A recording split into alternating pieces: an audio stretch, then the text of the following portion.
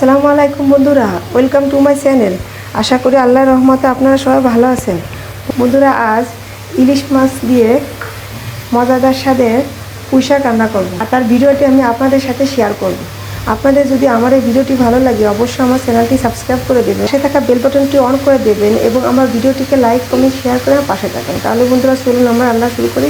প্রথমে আমি একটি কড়াই বসিয়ে নিয়েছি এবং কড়াইটি ভালোভাবে গরম করে নিয়েছি। এখন পরিমাণ মতো সয়াবিন তেল দিয়ে দেবো। তেলটি ভালোভাবে গরম করে নেব। তেলটি গরম হয়ে গেছে, আমি এখন এতে পরিমাণ মতো পেঁয়াজ কুচি দিয়ে দেবো। পেঁয়াজ কুচিটা একটু বেশি করে দেব।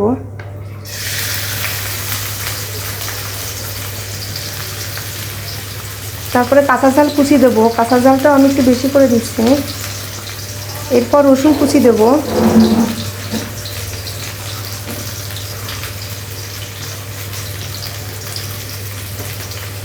এবার এটা আমি নেড়ে দেব। পরিমাণ মতো লবণ দিয়ে দেব। মশলাটি ভাজা ভাজা হয়ে গেছে, আমি এখন এতে পরিমাণ মতো হলুদ গুঁড়ো দিয়ে দেব। আবারও নেড়ে দেব। এবার একটু পানি দিয়ে দেব। মশলাটি একটু কষিয়ে নেব। মশলাটি কষানো হয়ে গেছে, আমি এখানে আমার প্রয়োজন মতো ইলিশ মাছ নিয়েছি, এগুলো এখন কষানোর জন্য দিয়ে দেব। একটু নেড়ে দেব। এবার কষানোর জন্য একটু পানি দিয়ে দেব। নেড়ে দেব। এবার ঢাকনা দিয়ে ঢেকে দেব। কষানো হওয়ার পরে আমি ফিরে আসছি। বন্ধুরা দেখুন, আমি ইলিশ মাছগুলো ভালোভাবে কষিয়ে নিয়েছি। এখন আমি এগুলো উঠিয়ে নেব।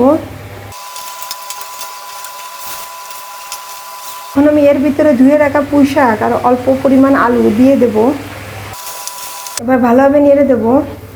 এবার আমি এটা কিছুক্ষণ ঢেকে রান্না করব।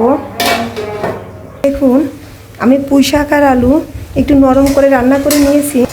এখন আমি এতে পরিমাণ মতো ঝোলের পানি দিয়ে দেব।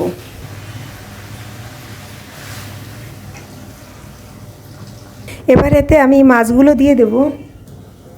এবার নেড়ে দেব। এবার ঢেকে দেব। ফিরে আসছি কিছু সময় পর। বন্ধুরা দেখুন, আমার ইলিশ মাছ দিয়ে পুঁই শাক রান্না করা কিন্তু প্রায় শেষ। দেখুন তরকারি কালারটা কত সুন্দর হয়েছে। আমি এখন এটা নামিয়ে নেব। বন্ধুরা এই দেখুন, আমি ইলিশ মাছ আর পুঁই শাকের তরকারিটি নামিয়ে নিয়েছি।